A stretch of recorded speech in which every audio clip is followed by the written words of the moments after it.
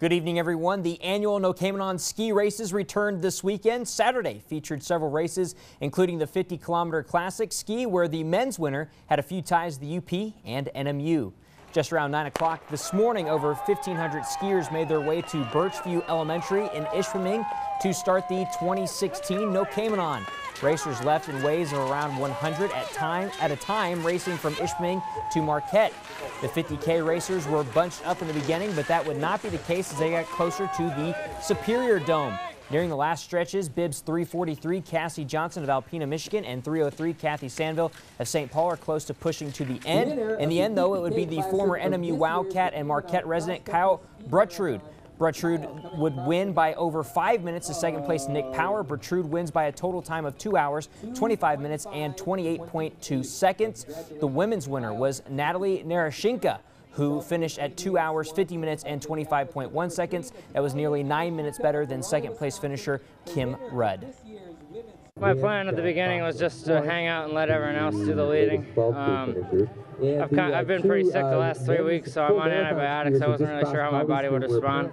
It was a pretty chill pace for 18K, and then, yeah, with like 32K to go, I went to the front and I picked it up a little bit, and just to see where everyone was at, and no one responded, so I just went on my own. Natalie Narashinka finished first in the women's 50K, followed by Kim Rudd in second and Alice Flanders in third. Bruttrud would grab the overall number 1, followed by Nick Power and Chris Papalofis. The NMU Wildcats have had a bit of a slump on the road and even earlier this week at home. Wildcats squared off with the Chargers at the Berry on Saturday, hoping to snap a 5-game losing streak. Bill Saul and company getting ready for the Chargers in the men's game. Wildcats and Chargers traded off baskets in the first. Down by 3, though, Marcus Hall will drive, spin, and fire. Wildcats trail 12-11. Hall would eventually get the shot to give the Wildcats the early lead. He gets a 3-pointer. Wildcats would go up 14-13. In the second half, the Wildcats needed a big day from the Memphis native, and Naba Eccles did not disappoint.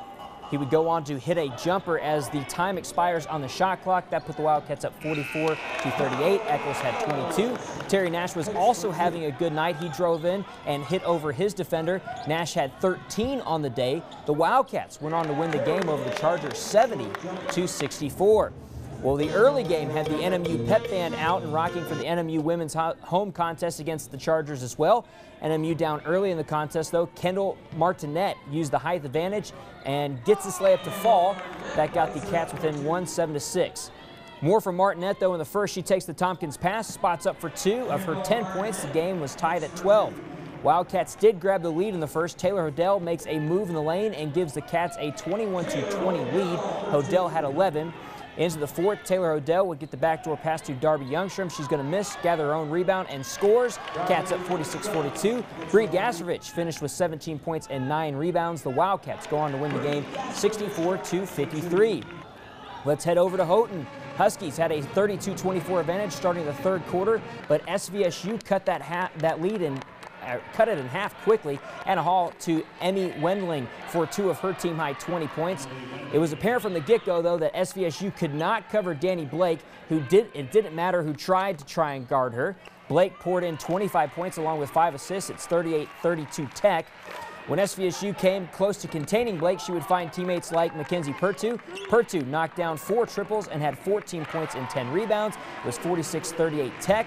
Fourth quarter, Carrie Gardner is going to inbound to Lindsay Winter. That's going to be a foul. Tech goes on to win 67-56. The Huskies are now tied for the top in the GLIAC North. We'll stay in Houghton for the men's portion of the game. Michigan Tech men trying to record a weekend sweep over the Cardinals. First half, Damon Bosman backs down the defender and Jeff Gregory for 2. A tough matchup for the Kingsford grad. Bozeman scored 15 points. A few minutes later, Kyle Monroe finds a path to the basket for the hoop off the glass. 12 points and 15 rebounds for Monroe. Garrett Hall had a strong performance off the bench for the Cardinals. Driving for 2, he had 14 points. The Huskies end up dropping this one in the end, though, 68-62 to the GLIAC North Division leading Cardinals. Well, Lake Superior State hosted Ferris State and GLIAC Saturday doubleheader. Women's team grabbed a 62-51 victory. The men, though, fall 86-82. In high school girls basketball, Hancock traveled to Alco, Wisconsin to face the Hornets. Bulldogs win 77-44. In men's college hoop, Michigan State hosted the Green Out with their lime-colored jerseys, and the Spartans beat the Terrapins 74-65. Michigan beats Nebraska 81-68. Well, the Upper Peninsula Wrestling Championships took place at Marquette, sponsored by UP Tax and Accounting. This is the 130-pound battle between Adam Bruce of Gladstone and Escanaba's Ian Bevins. Bevins is in deep trouble, and Bruce goes on to record the pin at 114, raising his record to 24-1. Bruce in the most pins with 3 in 2 minutes, 46 seconds on the way to his title. Move on to the 152-pound cast, where Bo Castor of Marquette in red faced off with Westwood's Sean McIntyre. It did not take long for Castor to show his dominance in this match, as McIntyre was trying to find a way to stay off his back. Castor won by technical fall 16-0. Castor was only Marquette County wrestler to win a championship. On to 160 pounds. It was a match between the top 2 seeds, Tanner Gonzalez of Manistee and number 2 Austin Demuse of Gladstone in purple. Gonzalez started well, but Demuse made a move about 90 seconds in, and it was just a matter of the referee saying the match was done, and that's the pin. Demuse was named the most valuable wrestler of the championship, and this happened to be the birthday of Austin Demuse's father, so he gave the medal to his pops. All right. You got your hands full now, boy. All right, now what do we got? How do we party? Now we all kiss. No. Ah! Happy birthday, Dad. I took you to MVP, too. I just got done telling your ma, too. Yep, see, did it for you. Gladstone won the team championship with 222 points. Escanaba was second, followed by Kingsford, Iron Mountain, and Munising. Gladstone's Bobby Beauchamp won the 145 championship. Escanaba had 1 winner, Courage Kruger, at 119, and Kingsford had 3 champs, while Iron Mountain and Sault Ste. Marie each had 2 championships. And of course, for more sports scores and highlights, you can visit us online at uppermichigansource.com. Quick shout out to one of our own TV6 family members. Patrick Callahan raced in the 12K in the Noquemanon, finished 21st in his division and 5th in his age group. Well, kudos to him. Sales is working out for you, bud. You're doing well. All right, thank you, Ethan. You're welcome.